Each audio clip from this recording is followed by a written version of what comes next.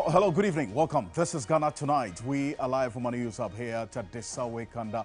Also live on TV3 Ghana on Facebook, DSTV channel 279, all across the world on 3news.com. I am Alfred Ocansey. Tonight, we bring you the latest on the fast developing story of the former Minister for Sanitation and Water Resources, Cecilia Abunadapa, who is currently being investigated by the Office of Special Prosecutor for keeping huge sums of money in her bedroom. We have some updates on this matter tonight. Stay with us.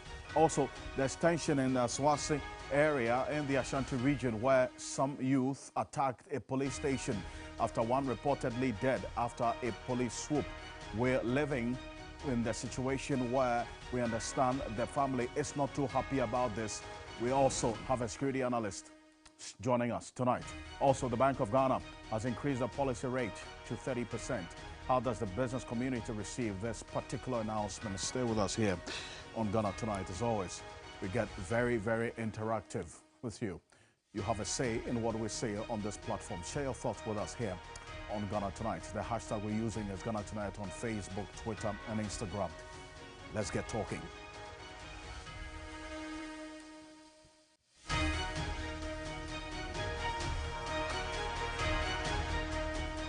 There's been also that conversation about how keeping $1 million in your bedroom impacts on the financial sector. In fact, the governor of the Bank of Ghana was asked a specific question about this earlier today. He had a response. We'll get into that. But let's settle for Ghana Brief.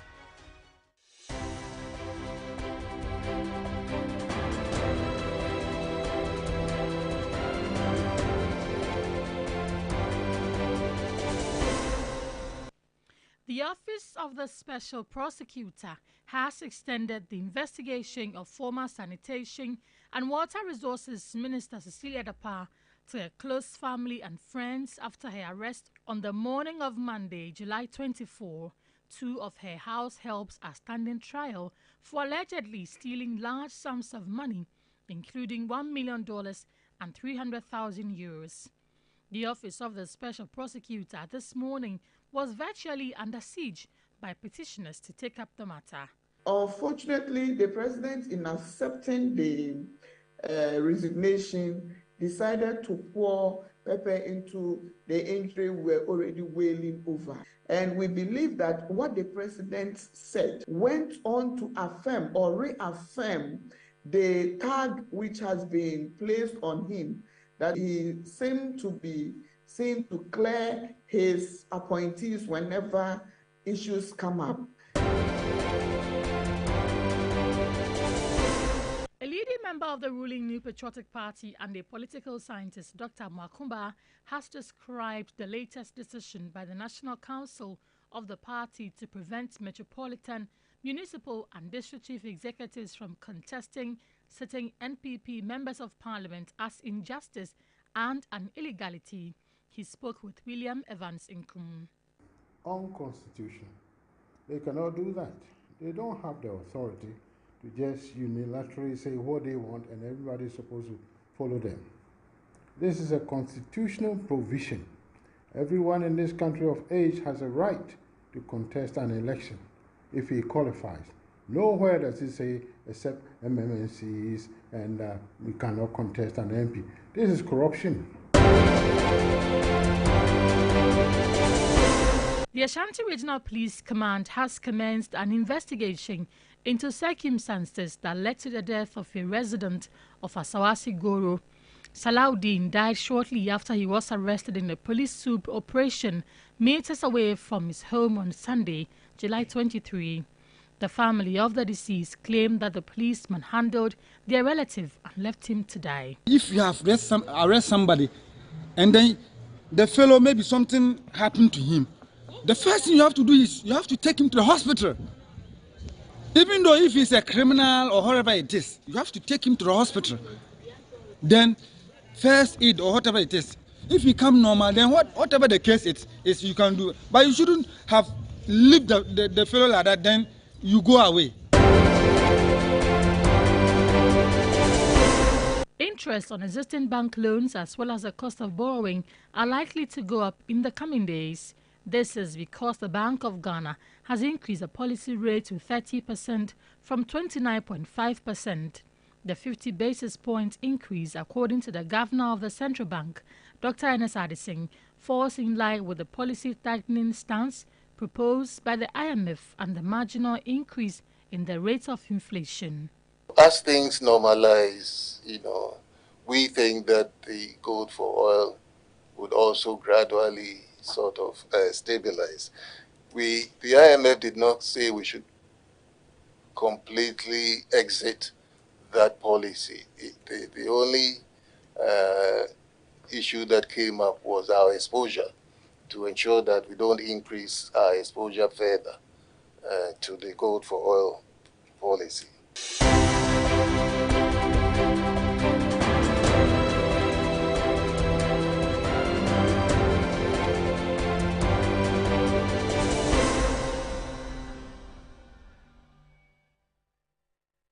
Well, there's more news on 3news.com. Make some time and visit 3news.com. We bring you the latest on the fast developing story. Coming up next here on Ghana Tonight, former Minister of Sanitation and Water Resources Cecilia Abena-Dapaah was currently being investigated by the Office of Special Prosecutor for keeping huge sums of money in her bedroom. You know the amounts now. And in fact, what we're going to do now is to take you on a journey, because since the story of Cecilia Dapaah broke, it's developed so fast that many are unable to keep track of how things have played out. Now, there's been a recall of what the special prosecutor said some time ago about unexplained wealth and how the law that establishes him as a special prosecutor gives him the power to investigate unexplained wealth. This is a video that we credited to City TV. This is what he had to say. This is Kessie Jabeng, the special prosecutor. Take a look. The person cannot reasonably explain as matched against his lawful income the amount of money in question, then that aspect, in my opinion, should be criminalized. But if you can reasonably explain how you came about that amount of money, then that should be allowable, that should be acceptable. So in your context, unexplained wealth will be reasonable explanation of the source of that property, wealth, or funds. Put the burden on the accused person to explain as to explain one way or the other the charge against him, rather than the prosecution bearing the burden of proving his guilt. That's Kessie Jabeng when he appeared before the Appointments Committee of Parliament. My colleague, Poberi Dennis Wadam, is here to walk us through the speed with which this story has evolved, and we'll get to a very interesting point. Dennis, how has this thing played out over the period? Well, this story effectively broke on Friday based on things that happened on Thursday, but it has run on a very fast pace that many are unable to keep track of it. It ran on multiple legs, and just this diagram would show you how fast the story has developed between Friday of last week and today, Monday. So what we learned on Friday was the fact that on Thursday, which was July 20, there was a charge. So a charge sheet that disclosed that the former minister for Sanitation and Water Resources, had in her possession, or had some amount of money, $1 million, 300,000 euros, 350,000 Ghana cedis, and some other valuables that were stolen for her residence. And that was the beginning of the story. Many raised eyebrows as to how she had that much money sitting in her bedroom, which was stolen. And that was the beginning of the story. What happened next on that particular day was a public outcry as to why the Minister of State should have that kind of money. And there were many who were calling for investigations and possible dismissal of the minister then.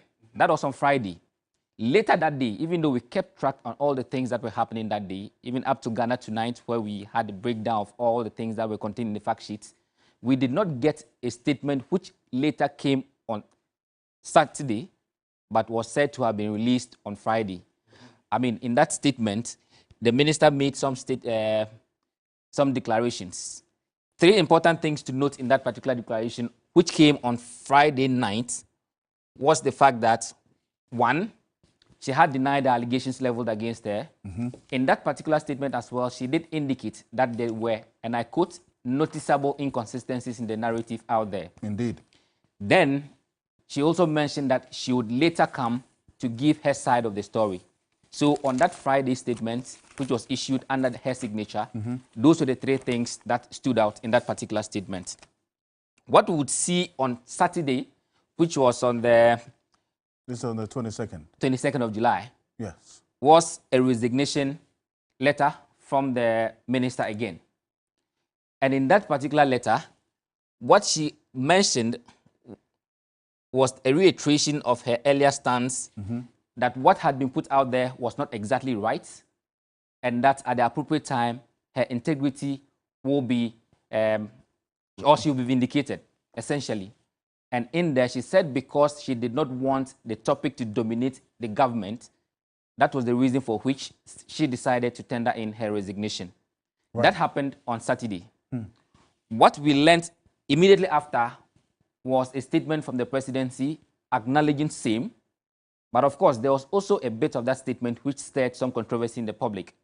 The comments made by the president in that particular statement to the effect that he is also as confident as the minister herself that at the end of the day, her integrity will be intact or she will be vindicated.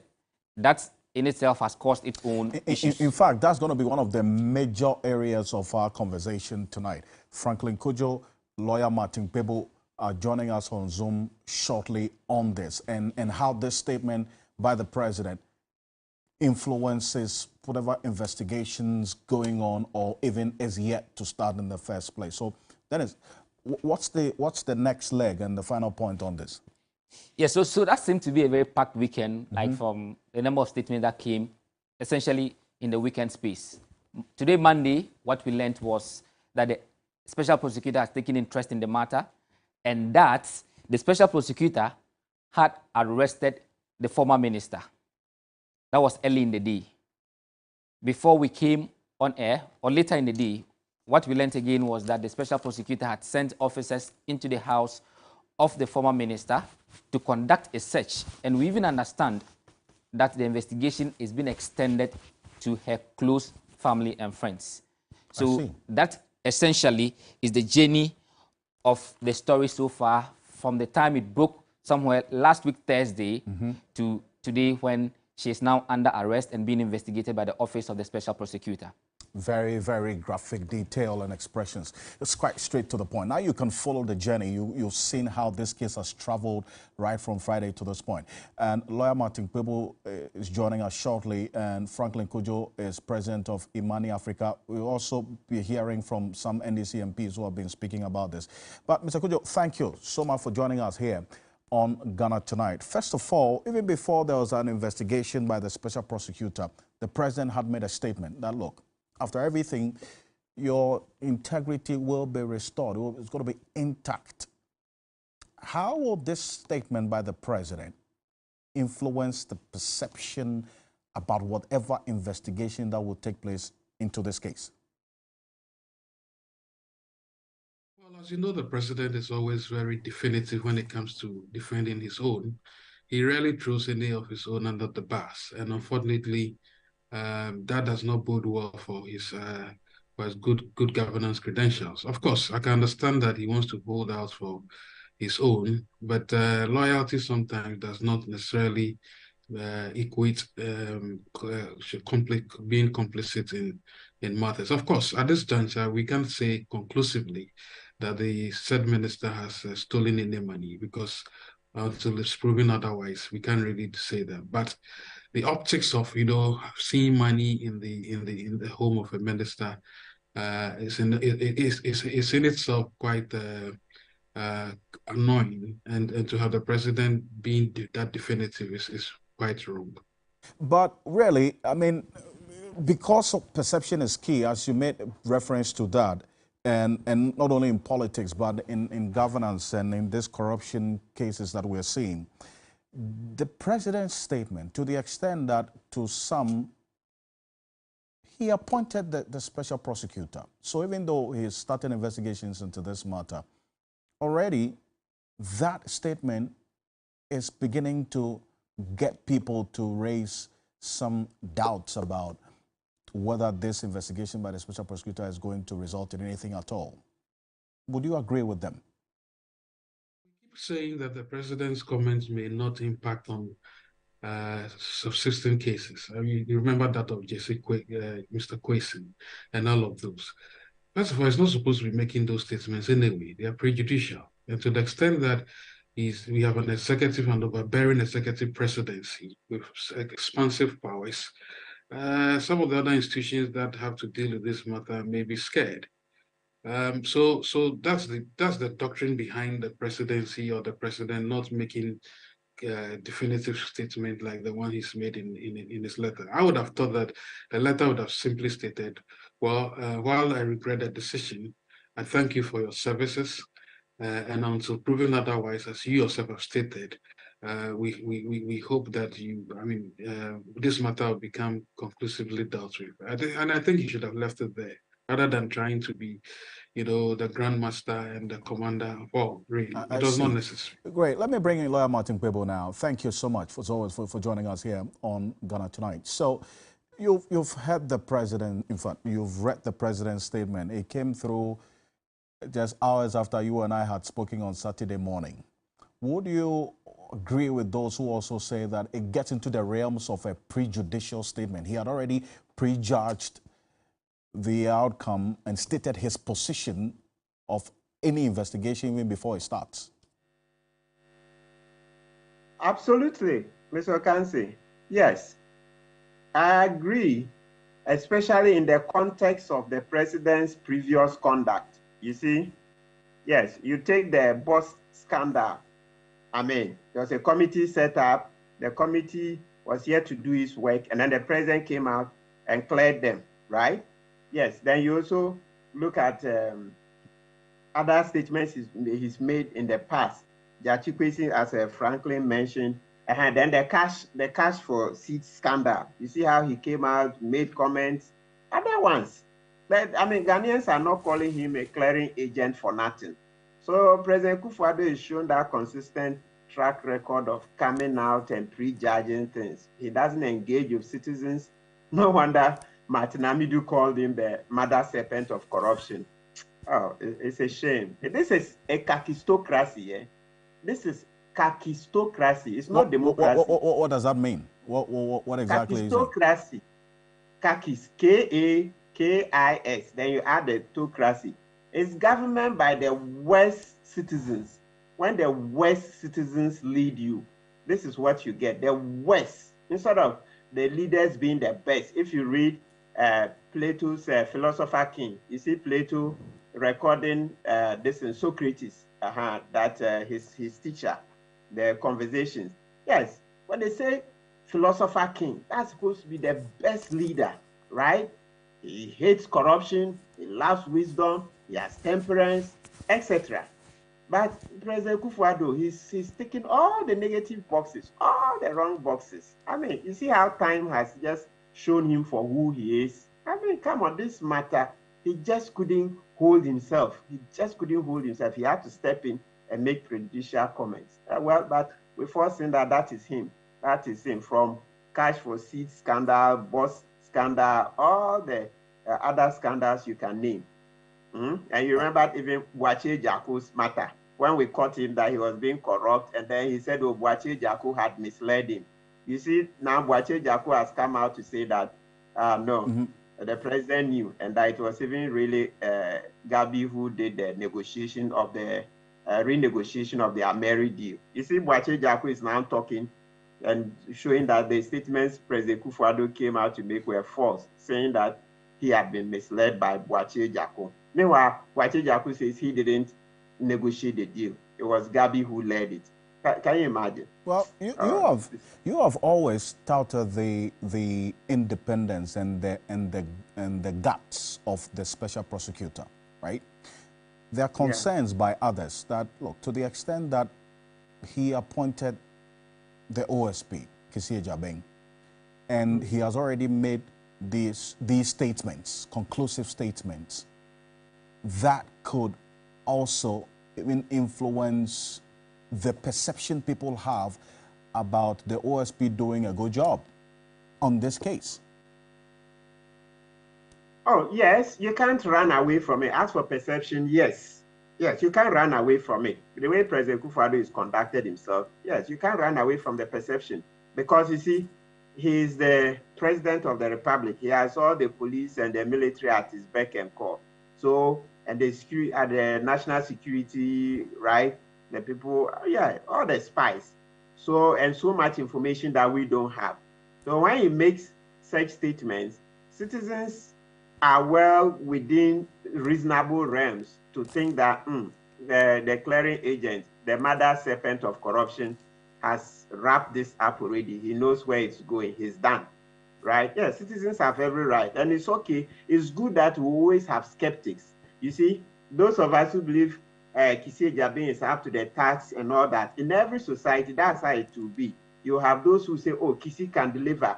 We also need those who say that the president would interfere. So we need all the variant or those diverse opinions. That is how a society is built. I keep saying it over and over that the day we all begin to think alike, all of us singing one from the same hymn sheet, that, oh, Kisi will deliver this, Kisi will deliver this, that will be the beginning of the end. We must always have skeptics. We must always have cynics. Cynics and skeptics are part of the democracy. If they are not there, our democracy will be dead. They are the ones who also, they push us. They kind of jostle us, to think in that or that direction. So it makes us more alert. And I keep saying that. So remember this other saying that we say locally, that when the barber is shaving you and you don't complain from time to time, you get a bad haircut. In other words, you hear say, you now one kasa you bonny.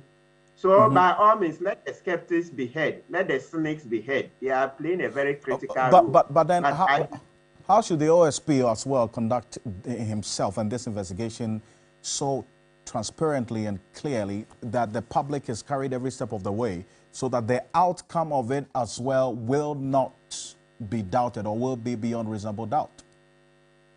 Yes, that's the very difficult part for me as a lawyer. You see, as I keep saying that sometimes when I'm giving interviews, some of the answers, I give the answers of a lay person because I'm a citizen. Then other ones, I give answers according to law because I also wear the hat of a lawyer. So this particular one, there's that thing. We need to have a full debate about privacy during investigations. Yes, it's a very key matter. Elsewhere, they have guidelines. The OSP has mentioned it a few times, but perhaps it should come up with a booklet, you see, publish it so that we can also make inputs. Because look, just about 4 days ago, I saw the British one. Yeah, the 5th edition, Privacy During Investigation. The British one is in its 5th edition. So what I'm saying is that during investigations, it's not everything the special prosecutor can put out. No, you see. So there's that delicate balance. I know as citizens, we want to be informed 200%, but we also have issues of Madame Dapa's privacy. You see, so it's not easy. It's not something I can answer to the satisfaction of everybody in a 10 or 15-minute interview like this. But I want us to send our mind to the fact that during investigations, a citizen still has a certain level of privacy. Please, you can't just wash it away. The Constitution allows it, okay, up to 18. And then, as I said, the practice, the OSP has mentioned it a bit that during investigations, they still give as much privacy as possible, right? So remember the Frimpong Boateng one like this. They didn't announce Professor Frimpong Boateng's arrest. He himself announced it. And you see, as citizens, we've pushed OSP, and now they had to announce Madame Dapa's own. Well, so let's go on. We'll see. Well, definite. And Mr. Franklin Kujo, so quickly on this one as well. Beyond the OSP getting in, which other investigative agencies would you want to see stepping into this matter as well to investigate? Hello, Mr. Kujo.